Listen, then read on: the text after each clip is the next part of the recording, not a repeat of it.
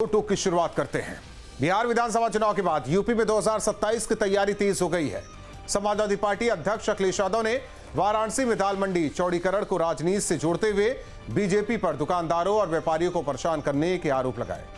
दावा किया कि 2027 में इन सब के सहयोग से एसपी बीजेपी को हराने के लिए तैयार है। अखिलेश यादव के बयान पर डिप्टी सीएम केशव प्रसाद मौर्य ने पलटवार किया। केशव मौर्य ने अखिलेश यादव को 2017 के साथ बिहार विधानसभा चुनाव की याद दिलाई। केशव मौर्य ने कहा कि अब पंचर साइकिल का ना तो कोई वर्तमान है और ना ही भविष्य। दो टूक में इसी पर करेंगे चर्चा। पहले सुनते हैं बयान। ये सरकार जाने वाली है, ये जाएगी सरकार। समाजवादी पार्टी पूरी तरीके से तैयार है इनको हराने के लिए। हम लोग हराना चाहते हैं, लड़ाई बड़ी है और तैयारी हम लोग कर ली है। अखिलेश यादव जो क्लेम कर रहे हैं कि वो बीजेपी को हराएंगे 2027 में, तो उनकी अपनी तैयारी है। जिस तरीके से एसआईआर के लिए वो पीटीए प्रहरी और अपॉइंट कर रहे हैं और साथ में दूसरे समीकरण बना रहे हैं, खासतौर पे ओबीसी को लेकर सामाजिक जातीय समीकरण बना रहे हैं, तो उनका भी कॉन्फिडेंस इसलिए बुलंद है क्योंकि लोकसभा चुनाव में बीजेपी से ज्यादा सीटें उन्होंने जीती थी। केशव मौर्य चूंकि बिहार के इंचार्ज थे और बिहार में उन्होंने एक अच्छा रिजल्ट दिया है, तो उनके अपने क्लेम अपनी जगह हैं। तो दोनों में आमना सामना है। उत्तर प्रदेश में साफ साफ लड़ाई NDA alliance versus India alliance होना है, तो दोनों के क्लेम महत्वपूर्ण है और दोनों के क्लेम के आधार पर ही विधानसभा चुनाव को देखना चाहिए। ऐसे में बड़े सवाल 27 की तैयारी में अखिलेश बीजेपी को कैसे करेंगे फेस। दाल मंडी पर अखिलेश का दाव, व्यापारियों को भड़काओ वोट पाओ। मिशन 2027 की तैयारी, पंचर साइकिल की सवारी। व्यापारियों को लेकर बयान, विपक्ष का तुष्टीकरण पर ध्यान। दाल मंडी पर अखिलेश का दंगल, 27 में होगा किसका मंगल। इन्हीं सवालों के साथ मेहमानों से चर्चा। दीपक सोनकर, प्रवक्ता BJP, major Ashish Chaturvedi ji, Samajwadi party के नेता, विजय कौशिक जी, कांग्रेस के नेता, वीरेंद्र भट्ट जी, वरिष्ठ पत्रकार हमारे साथ जुड़े हैं। आप सभी मेहमानों का स्वागत है। वीरेंद्र भट्ट जी, चर्चा की शुरुआत आपसे करना चाहते हैं क्योंकि एक तरफ बीजेपी के हौसले बुलंद बिहार चुनाव के बाद, तो दूसरी ओर अखिलेश यादव ये कहते नजर आ रहे हैं कि एक चीज उन्होंने सही कही कि लड़ाई बड़ी है लेकिन तैयारी उनकी भी काफी बड़ी है और बीजेपी को हराना है, बीजेपी को हराएंगे। सवाल ये भी है कि एक तरफ विपक्ष बिहार चुनाव की स्थिति देखकर तो भाप गया होगा कि बीजेपी से किस तरह से लड़ना है, दूसरी ओर समाजवादी पार्टी के अध्यक्ष चाहे वो दाल मंडी में चल रही कार्रवाई को लेकर निशाना साधे, लेकिन क्या वाकई बीजेपी से ज्यादा मजबूत स्थिति में अब समाजवादी पार्टी आ गई है? क्योंकि लोकसभा का चुनाव नतीजे कुछ यही कह रहे थे। देखिए, दाल मंडी के ऊपर आज जो बात सपा अध्यक्ष ने कही है, इसमें कोई नई बात नहीं है। उत्तर प्रदेश में पिछले 8.5 सालों से और अयोध्या, काशी और गोरखपुर, इन 3 जिलों में बहुत व्यापक विकास कार्य हुए हैं। लगभग 2 से 2.5 लाख करोड़ रुपए का इसमें निवेश हुआ है और यहाँ पे लैंड एक्विजिशन बड़े पैमाने पर हुआ है। रोड वाइडनिंग हुई है। अयोध्या में तो बहुत ज़्यादा भवन तोड़े गए हैं और काशी में भी ऐसा हुआ है, लेकिन उसका मुआवजा भी दिया गया है, कंपनसेशन भी दिया गया है। अगर वाराणसी में दाल मंडी में अगर ध्वस्तीकरण की कार्रवाई हो रही है तो सारे भवन स्वामियों को, दुकान के मालिकों को कई 100 करोड़ रुपए का मुआवजा अब तक बढ़ चुका है और जब भी ये डेवलपमेंट प्रोसेस होगी तो इसका रिएक्शन, इसकी प्रतिध्वनि पॉलिटिकल सर्किल में आएगी और भिन्न भिन्न पॉलिटिकल पार्टीज अपने अपने पॉलिटिकल इंटरेस्ट को, अपने राजनीतिक हितों की को ध्यान में रखते हुए अपने अपने तरीके से प्रतिक्रिया देंगी। अयोध्या में इंटरनेशनल एयरपोर्ट जब बन रहा था, जब उसकी लैंड एक्विजिशन हो रहा था, उस समय भी समाजवादी पार्टी ने उसके में तमाम आरोप लगाए थे और अयोध्या के जिन किसानों की जमीन अधिग्रहित की जा रही थी, उनके भी कई बार डेलीगेशन लखनऊ में आकर के समाजवादी पार्टी के कार्यालय में पार्टी अध्यक्ष से मिले थे, लेकिन वहां पर भी केवल शिकायत ये थी कि मुआवजा कम मिल रहा है, लेकिन बाद में वो मुआवजे का मसला भी हल हो गया था। और यही स्थिति आज दाल मंडी में है। ये बात सही है कि दाल मंडी बहुत पुराना बाजार है। बहुत पुरानी मंडी है। और लेकिन जो ये बात कही जा रही कि वो हेरिटेज है, वो विरासत है, ऐसी कोई भवन वहाँ उसमें नहीं है कि जो हेरिटेज की जब आप बात करते हैं, जब आप विरासत की बात करते हैं, तो वो बिल्डिंग क्या उसमें कोई ऐसा भवन है जो आर्कियोलॉजिकल सर्वे ऑफ इंडिया द्वारा डिक्लेयर्ड प्रोटेक्टेड मॉन्यूमेंट है? ऐसा कोई भवन दाल मंडी में नहीं है। तो ये शिकायत केवल ये शिकायत जरूर हो सकती है किसी को कि उसको पर्याप्त मुआवजा कंपनसेशन न मिला हो। तो और काशी में इस तरह के ध्वस्तीकरण के लिए की कार्रवाई पहली बार नहीं हो रही है, आज साढ़े 11 साल से लगातार हो रही है। और उस शहर का, काशी का तो नक्शा ही बदल गया है। जो लोग अगर आज से 10 साल पहले काशी गए होंगे तो आज वो काशी नहीं, सवाल यह है कि इससे क्या राजनीतिक समीकरण जो है वो साधने की कोशिश में है अखिलेश, जो ये बात कह रहे हैं कि बीजेपी को हराना है, और दूसरी ओर केशव मौर्य कह रहे हैं कि पंचर साइकिल का न तो कोई भविष्य है न वर्तमान है। ऐसा प्रयास किया जाता है लेकिन ऐसा हुआ नहीं है। 2022 के लोकसभा चुनाव, 2022 के विधानसभा चुनाव में हमने देखा, 2024 में ये बात सही है कि समाजवादी पार्टी ने फैजाबाद की लोकसभा सीट जीती, उसकी सीटों की संख्या बढ़ के 37 हो गई। लेकिन ऐसा दोनों बातें होंगी, राजनीति भी होगी, आरोप प्रत्यारोप भी होंगे, और फिर चुनाव होगा और फिर उसमें रस्साकसी होगी। ये भी बात सही है कि 2024 के लोकसभा चुनाव में प्रधानमंत्री नरेंद्र मोदी का वोट कम हुआ था पिछले बार के 1.5 साल पहले के चुनाव में। लेकिन हर पॉलिटिकल पार्टी का ये दायित्व है कि वो जनता की जो शिकायत है, जनता के जो एस्पिरेशन है, उसको आर्टिकुलेट करे, उसको वॉइस प्रोवाइड करे, उसको एक आवाज दे। नहीं, तो समाजवादी पार्टी भी यही कर रही है, अपोजिशन पार्टी होने के नाते। जनता वाली बात तो पीछे है। अब तो ये है कि जो समाजवादी पार्टी चाहती है कि वो जीत कर आए, सरकार बनाए, बीजेपी को हराए, ये दूसरी बात है। वही समझने की कोशिश में कौन किससे भारी दिखाई दे रहा है ये भी जानने की कोशिश कर रहे हैं। समाजवादी पार्टी ने ये कर दिया है, मेजर आशीष चतुर्वेदी जी, मेजर आशीष चतुर्वेदी जी, कहा जा रहा है कि पंचर साइकिल का न तो वर्तमान है न भविष्य है। 2017 में हमने हराया, 2022 में हमने हराया, 27 में भी हराएंगे। और ये बात कह कौन रहा है? वही आदमी जो अपना चुनाव नहीं जीत पाया, है ना विचित्र बात। ये बात वो आदमी कह रहा है जो खुद का चुनाव नहीं जीत पाया उप मुख्यमंत्री होते हुए।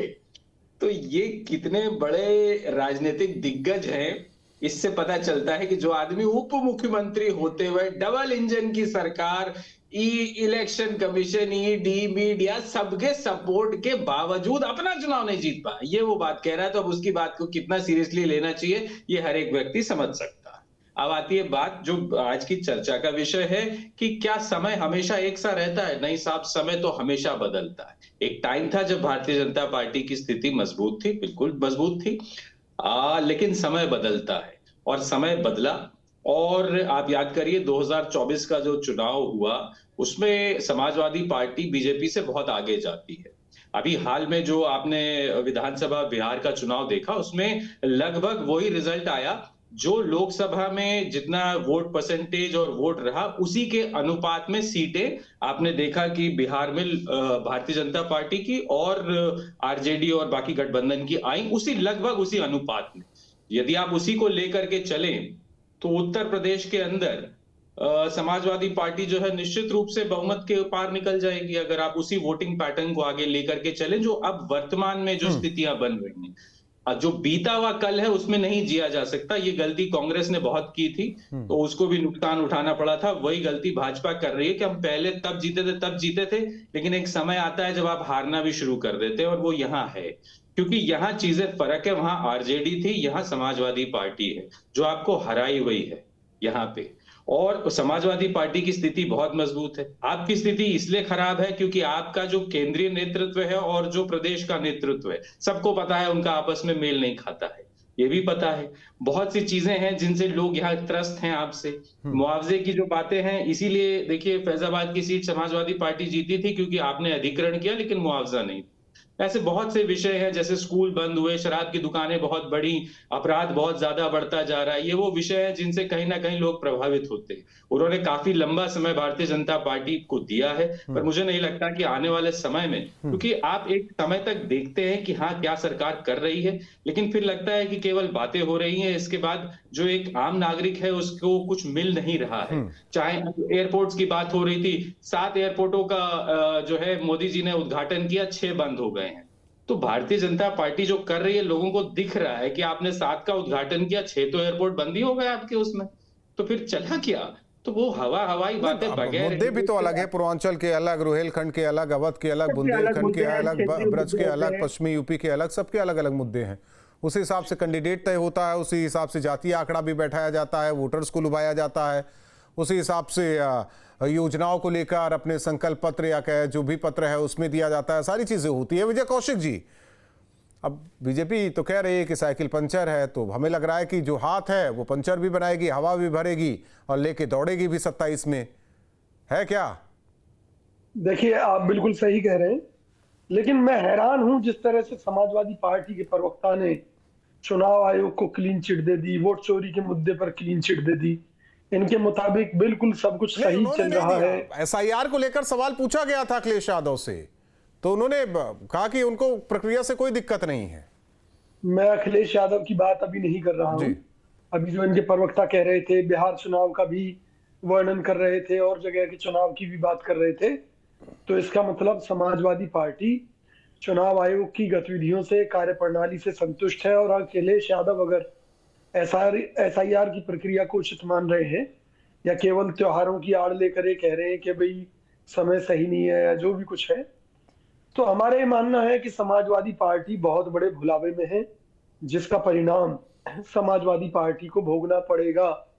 समाजवादी पार्टी का सुपड़ा साफ हो जाएगा अगर वोट चोरी नहीं रुकी तो, पहली बात। दूसरी बात, कांग्रेस का जनाधार उत्तर प्रदेश में बढ़ रहा है, निश्चित तौर पर बढ़ रहा है, और उन परिस्थितियों में समाजवादी पार्टी तीसरे नंबर की पार्टी बन सकती है। इन्हें ध्यान रखना चाहिए। अगर हम मिलकर लड़ते हैं, निश्चित तौर पर अगर सही हिसाब किताब बैठता है तो हम भाजपा को पटकनी दे सकते हैं। और उसमें भी शर्त यह है कि चुनाव आयोग द्वारा चुनाव की प्रक्रिया को निष्पक्ष रूप से संपन्न कराया जाना चाहिए। अगर उत्तर प्रदेश के अंदर निष्पक्ष चुनाव होते हैं और जो खरीद फरोख्त का काम है वोटर्स को, या जो जातिवाद के नाम पर सामाजिक विद्वेष पैदा करने की बातें हैं, अगर बीजेपी को इन सब चीजों से दूर रखा जाता है चुनाव आयोग द्वारा, तो निश्चित तौर पर कांग्रेस पार्टी एक बहुत बड़ी ताकत बनकर उभर रही है और चुनाव में हम इस बात को साबित भी कर देंगे। फिलहाल वोट चोरी जैसे मुद्दों का अगर भाजपा का समर्थन कर रही है समाजवादी पार्टी, लेकिन एक सवाल आपसे, आप कह रहे हैं कि ये कांग्रेस तो नंबर 2 की पार्टी हो जाएगी, अगर हम साथ चले तो बेहतर हो जाएगा, लेकिन सवाल यही है कि बिहार का रिजल्ट तो अभी सबने देखा है, उस वजह से हो सकता है कि अब भरोसा किया जाए कि ना किया जाए, क्योंकि अखिलेश यादव ने तो भरोसा कई बार किया, लोकसभा चुनाव में, हाल फिलहाल में लोकसभा चुनाव में भी किया, लेकिन वहां देखिए तेजस्वी की पार्टी के साथ मेरी एक बात साथ मिलकर लड़े, बेहतर कुछ नहीं हो पाया।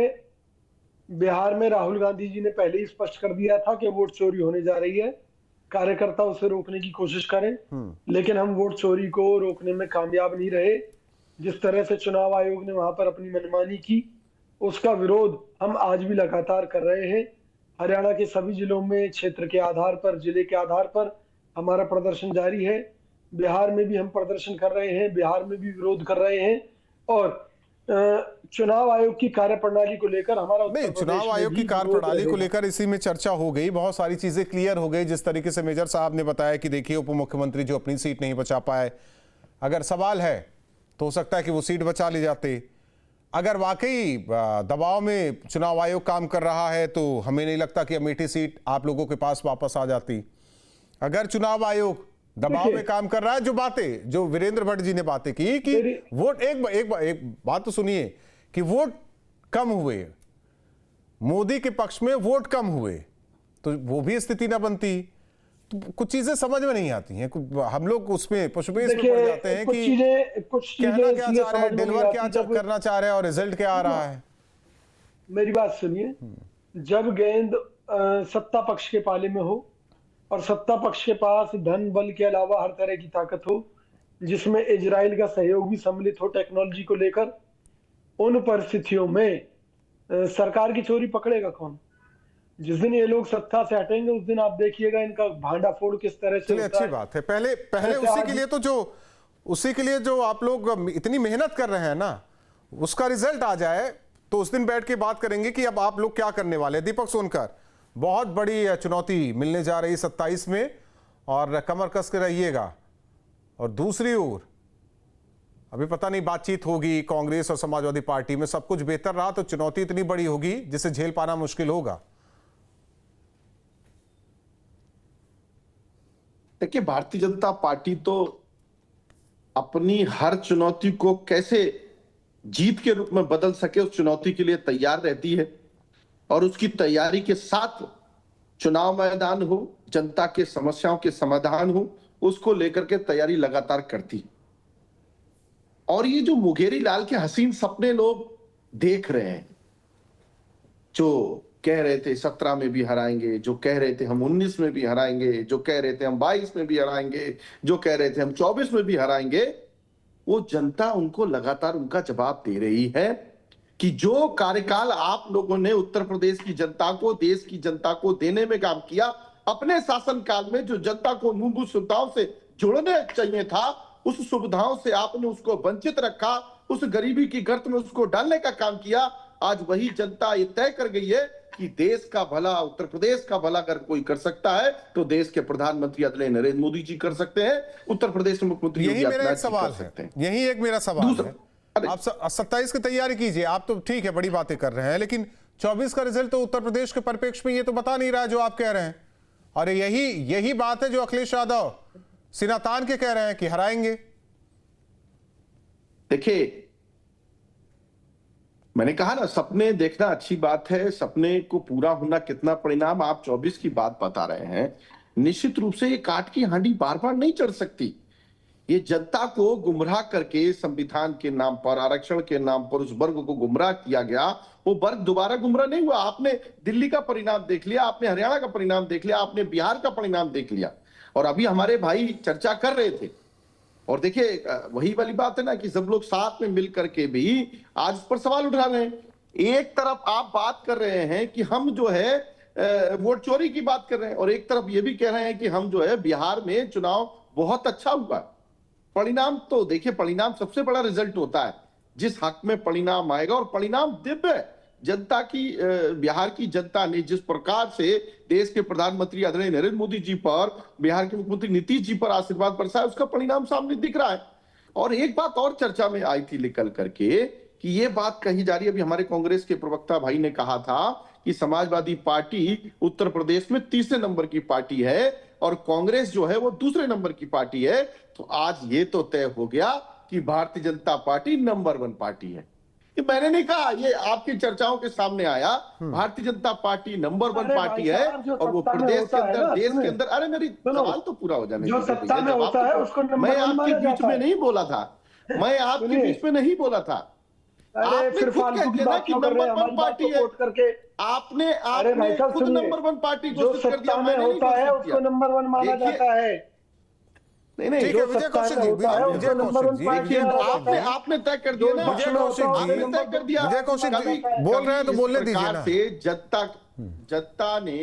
जनता ने यही बात को कहा है, जनता इसी बात को देखती है कि आपके कार्यकाल में या समाजवादी पार्टी के कार्यकाल में या बसपा के कार्यकाल में देश में, प्रदेश में जो सुविधाएं जनता को मिलनी चाहिए थी, जो उनकी मूलभूत सुविधाएं, वही तो मेजर आशीष चतुर्वेदी जी कह रहे हैं कि 10 साल में 27 होते होते 10 साल हो जाएगा, उब जाएंगे लोग। समाजवादी पार्टी उब भी रहे हैं प्रदेश में क्या दिया? और इसी वजह से चुना गया ना। आप उसे देखिए, आप मुजफ्फरनगर, दीपक सोनकर साहब, आप उसे चाहे काट की हांडी कहे या कुछ भी कहे, वो भी एक रिजल्ट था। बात को बढ़ाने का एक बात सुनिए दीपक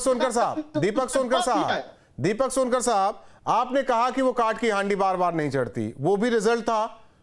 बिहार का भी रिजल्ट है, तो दोनों को एक ही तराजू पर तौलिए ना।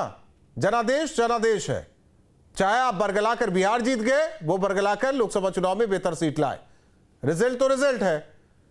वीरेंद्र भट्ट सर, अगर हम 24 से तुलना करें 27, एक मिनट लगातार किसके पक्ष में आ रहा है? एक मिनट, मैं यूपी की बात कर रहा हूं ना। यूपी में हाल फिलहाल में 24 का चुनाव ही गया है लोकसभा का। आप छोड़िए, पूर्वांचल को मान सकते हैं, बिहार से सटा हुआ इलाका है तो कुछ इफेक्ट वैसा ही होगा, लेकिन बाकी हिस्से की तो बात तो कीजिए ना आप। देखिए, जनता एक मिनट लोकसभा के चुनाव के मुद्दों को आप सुन लीजिए ना, लोकसभा के चुनाव के मुद्दों को और विधानसभा के चुनाव के मुद्दों को अलग रखिए। अब रहने दीजिए, उसके हिसाब से वो दौर चला गया, अब वो दौर चला गया, 27 में अब वो दौर चला गया, ये सपने, ये जो अब वो दौर चला गया, चुनाव का तरीका भी बदल गया, चुनाव की चुनौतियां भी बदल गई, चुनाव में वादा भी बदल गया, जी के साथ है, चुनाव में क्या जनता को दो ये भी बदल गया, सब बदल गया। एक मिनट आप थम जाइए, वीरेंद्र भट्ट जी, यूपी की ही बात कर रहे हैं हम, हाल फिलहाल में लोकसभा चुनाव, ये कह सकते हैं ना। और उसमें भी कांग्रेस के प्रवक्ता से पूछ लीजिए कि क्या समाजवादी पार्टी और कांग्रेस का गठबंधन नहीं होगा 2027 के विधानसभा चुनाव के लिए? अब वो सब तय करेंगे ना, जाने दीजिए ना, उन लोगों की बात है। लेकिन अब भी जो चुनौती देने की बात हो रही है, हम बड़ी पार्टी अखिलेश यादव की पार्टी को मान रहे हैं ना कि बीजेपी से फाइट जबरदस्त तरीके से हो सकता है। अब विजय कौशिक जी, अब कई बातें भी यहां राजनीति के गलियारे में घूम रही है, कानाफूसी ये भी है कि जो रीजनल पार्टियां हैं, कांग्रेस उसे भी कम करना चाहती है, जिसका नतीजा बिहार देख लिया सबने। देखिए, बिहार के चुनाव का सबसे बड़ा संदेश ये है कि जाति पे आधारित जो शॉर्टकट की जो पॉलिटिक्स है, जो जाति आधारित आइडेंटिटी पॉलिटिक्स है, वो कमजोर हुई है। जाति के नाम का जो अक्षय पात्र था, अब उसमें वोट आना अब समाप्त हो रहा है। यही चुनौती समाजवादी पार्टी के लिए भी यूपी में होने वाली है। 15 नवंबर को बेंगलोर में अखिलेश यादव ने सम्मेलन किया था, बिजनेसमैन का, एंटरप्रेन्योर्स का और युवा का। उसमें पीडीए का नाम बदल दिया। पीडीए पहले पिछड़ा दलित अल्पसंख्यक था, अब उसका नाम हो गया प्लान डेवलपमेंट एंड एसेंट, यानी ऊपर उठना। तो ये पीडीए का हम क्या नाम माने? समाजवादी पार्टी के प्रवक्ता को बताना चाहिए ये पीडीए पिछड़ा दलित है, ये प्लान और डेवलपमेंट है। बताइए मेजर साहब, जहां जैसा मौका मिलता है पीडीए का अब नया फुल फॉर्म पैदा हो जाता है, और उसी के दम पे चुनाव में जाएंगे आप लोग। बिल्कुल, एब्सोल्युटली, और इसीलिए हम जीत रहे हैं और इसीलिए हम आगे भी जीतेंगे, क्योंकि अब भारतीय जनता पार्टी की पोल पट्टी पूरी तरह खुल गई है। क्यों? क्योंकि 8-9 बार इनके पर्चे लीक हो गए और फिर भी ये लोग छाती पीट के बोलते हैं हमने नौकरियां दे दी। अरे जब भैया पर्चे ही लीक हो गए तो भर्ती नहीं हुई तो नौकरी किसको दे दी महाराज? मुंगेरी की लाल तो इनके यहाँ ऊपर से नीचे तक सब मुंगेरी। और जहां बिहार की बात हो रही है, जब समाजवादी पार्टी की सरकार रही तो केवल 3.5 लाख लोगों को, 1.5 लाख लोगों को नौकरी देने का काम किया गया। और जब 17 से 22 तक 3.5 एक मिनट दीपक सोनकर बोलने दीजिए। दीपक सोनकर बोलने दीजिए। इनको पार्टी का नाम रख लेना चाहिए भारतीय रोंदू पार्टी, क्योंकि जहां देखो इनका नेता रोता ही रहता है। कभी नेहरू से रोना शुरू करता है, कभी कहीं तक रोता रहता है। जिसको देखो रोने में नंबर 1 है सबके सब, रोने के अलावा कुछ नहीं। अच्छा, देखिए बिहार के चुनाव मेजर आशीष जी, पहले तो ये बात है ना, पहले तो ये बात है कि वोटर चुटाया जाए और उनके दम पर विधायक आए, विधायक के दम पर सरकार बने। मेजर आशीष जी, एक मिनट, दीपक सोनकर जरा शांत रहिए आप। दीपक सोनकर जरा शांत रहिए आप। दीपक सोनकर जरा शांत रहिए, अपनी बारी में बोलिए ना। दीपक सोनकर जरा शांत रहिए आप। दीपक सोनकर आप जरा शांत रहिए। मेजर साहब एक चीज बता दीजिए, हार के जीतने वालों को तो बाजीगर कहते हैं। एक मिनट मेजर साहब छोड़िए उसे ना। मेजर साहब चाहे जो भी है, आपने एक आरोप लगाया। मैं देखिए, आपने कहा कि उप मुख्यमंत्री हार गए, मैं कहता हूं हार गए। अमेठी में जीत गए वो, हम कह जीत गए। मोदी का वोट कम हुआ, मैं कह रहा हूं कम हुआ। फिर भी आप लोग को लग रहा है कि चुनाव आयोग काम नहीं कर रहा है, तो नहीं कर रहा है। मैं आपकी हर बातों से सहमत हूं, ठीक है, लेकिन बात सुनिए, मेजर आशीष चतुर्वेदी जी, मेजर आशीष चतुर्वेदी हार के मेजर आशीष चतुर्वेदी, आपकी बात कर रहा हूं मैं, पहले मेरी बात सुनिए, मेरी बात सुनिए, सवाल करिए ना, मेरी बात तो सुनिए आप। बिहार के जो आपने पूछा ना कि चुनाव आयोग कहां काम कर रहा है, मैं वो बता रहा हूं चुनाव आयोग कहां। मैं तो यूपी की बात कर रहा हूं, तो यूपी की बात कीजिए आप। इन लोगों ने भरे चुनाव में वोट खरीदने के लिए सबके, तो फिर कैसे जीतेंगे आप लोग? फिर कैसे जीतेंगे? फिर 27 कैसे जीतेंगे? आप 10,000 रुपए डाल सकते हैं जब चुनाव चल रहा हो। फिर कैसे जीतेंगे आप लोग? फिर कैसे जीतेंगे आप लोग? मैं आपको पूछ रहा हूं ना, तो नहीं, वही तो मैं कह रहा हूं। भाजपा एक चीज बताइए मेजर आशीष चतुर्वेदी जी, 17 का चुनाव घोषित होता, आप बात सुनिए पहले, आप कहां की बातें कर रहे हैं मेजर आशीष चतुर्वेदी जी? 17 के चुनाव की घोषणा से पहले तमाम घोषणाएं कर दी गई समाजवादी पार्टी की तरफ से। आप गजब बातें कर रहे हैं, आप लोगों की तरफ नहीं किया गया था क्या? आप गजब बात आप कर रहे हैं, बेशर्मी की कोई इंतहा होती है? आप गजब बात कर रहे हैं क्या? जीविका दीदी नहीं, एक चीज बताइए, जीविका दीदी पहली बार चल रहा था क्या? जीविका दीदी जो है, जीविका दीदी की शुरुआत क्या उसी दिन हुई क्या, जिस दिन घोषणा हुई? 10,000 रुपए इन भाजपा ने, इन भटपिल्लों ने दिए। कैसे दिए? चुनाव आयोग काम मर गया था ज्ञानेश कुमार, जब 10,000 रुपए इन्होंने खुलेआम बांटे, कैसे डाल दिए चुनाव के टाइम में? बताइए मुझे, कौन है? कैसे डाल सकते हैं आप? बताइए दीपक सोनकर, कैसे डाल सकते हैं आप लोग? चुनाव के टाइम में डाले, गलत नहीं है ना? पिल्ला बताइए, कौन है? आचार संहिता का उल्लंघन नहीं है? कौन है जो पिल्ले की तरह चिल्ला रहा है? अरे वो पिल्ले की तरह कौन चिल्ला रहा है? शब्दों का चयन ठीक रखिए। आचार संहिता जब घोषित होती, चुनाव जब घोषित होता तभी आचार संहिता का उल्लंघन माना जाता कि पहले माना जाता है? वीरेंद्र भट्ट सर, देखिए वक्त कम है, वीरेंद्र भट्ट सर इसे भी क्लियर करते चलिए, वीरेंद्र भट्ट जी इसे भी क्लियर करते चलिए, जो बातें कर रहे हैं मेजर साहब।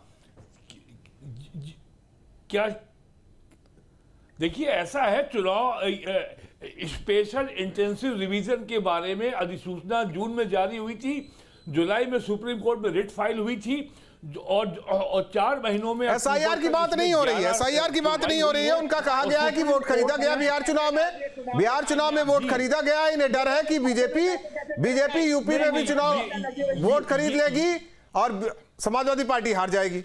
देखिए, यही बात आज एक लेख में राजस्थान के पूर्व मुख्यमंत्री अशोक गहलोत ने लिखी है, लेकिन चुनाव की अधिसूचना जारी होने के पहले ये काम बटने का हो गया था, लोगों के खाते में पैसा जा चुका था। इसकी घोषणा सितंबर में हुई थी और 3 अक्टूबर तक पैसा जा चुका था। चुनाव के पहले गए हैं। मेजर साहब, चुनाव की घोषणा किस दिन हुई? चुनाव की घोषणा जब हुई उसके बाद पैसे गए ना। उसके बाद पैसे गए कहाँ है सर? कहाँ है उसके बाद पैसे? कहाँ गए? उसके पहले गए। उससे पहले गए? उसके बाद गए, पहले नहीं गए। उससे पहले गए? उससे पहले गए सर। कैसी बातें कर रहे हैं साहब? तो बैंक में आप बैठे थे क्या? डीबीटी के माध्यम से आप दे रहे थे क्या? आप जो कह रहे हैं वही सही है क्या? अरे पैसे बाद में गए इनके, आप देखिए तो, वही तो मैं कह रहा हूं, वही तो गलत आपके पास अगर कोई एसएमएस आया हो, जो है आपके पास एसएमएस आया हो तो दे दीजिए हम लोग को भी। 2 हफ्ते से ज्यादा पहले हुई थी। चलिए, बहुत बहुत धन्यवाद आप चारों मेहमानों का हमारे साथ जुड़ने के लिए। समाजवादी पार्टी के अध्यक्ष कह रहे हैं लड़ाई बड़ी है, इस बार चुनाव जीतेंगे, बीजेपी को हराना है। केशव प्रसाद मौर्य का कहना है पंचर साइकिल का ना तो वर्तमान है न भविष्य, लेकिन इतना कहा जा सकता है कि अभी से माहौल बनना 27 के लिए शुरू हो चुका है। दिलचस्प, चुनाव तक और ये माहौल होगा। 2 टूक में इतना ही।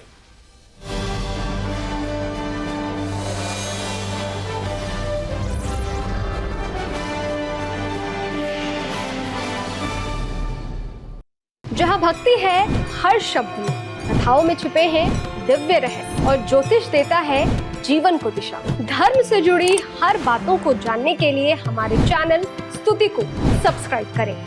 चैनल पर जाने के लिए इस लिंक पर क्लिक करें।